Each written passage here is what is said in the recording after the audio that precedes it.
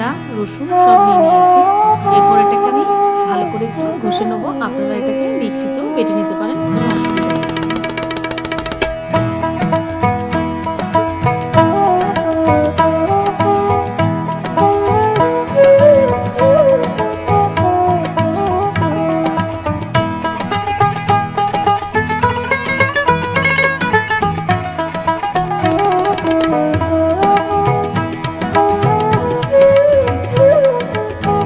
আমার ঘষা কমপ্লিট হয়ে গেছে।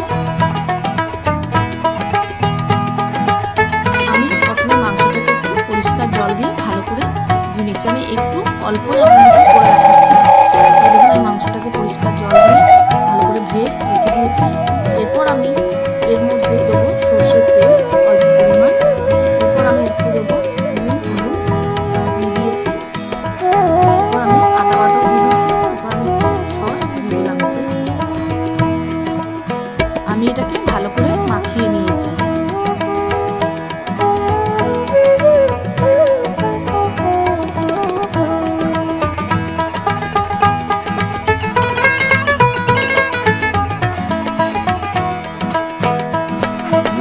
এরপর একটি হাঁড়ি নিয়েছি, হাঁড়ির মধ্যে আমি অল্প পরিমাণ তেল দিয়েছি। আলুটাকে আমি একটু ভালো করে ভেজে নামিয়ে রাখবো।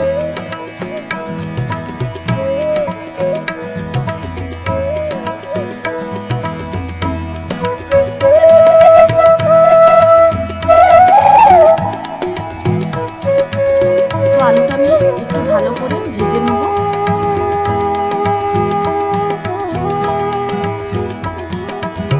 আলুটি লাল লাল হয়ে গেলে আপনারা আলুটিকে তুলে নেবেন।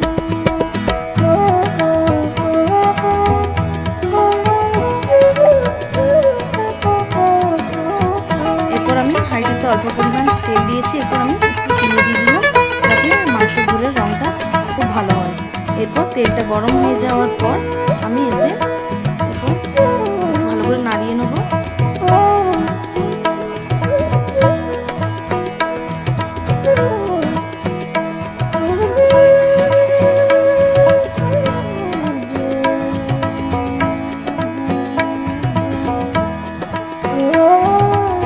এরপর আমি এতে পেঁয়াজ রসুন একসাথে দিয়ে দিলাম কড়াইয়ের হাঁড়ির মধ্যে, নিয়ে ভালো করে একটু নাড়াচাড়া করে নেব।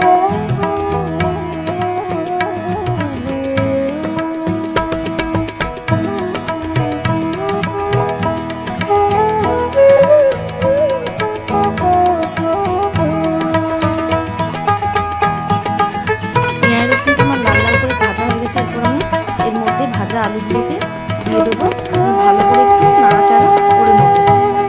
এরপর আমি এর মধ্যে মাংসটাকে দিয়ে দেবো। মাংসটা দেওয়ার পর আমি এটাকে ভালো করে নাড়াচাড়া করব।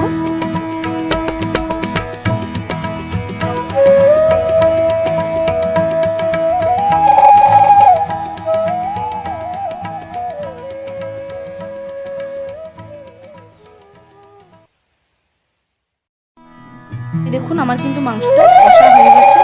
এরপর আমি এর মধ্যে গরম জল দেবো।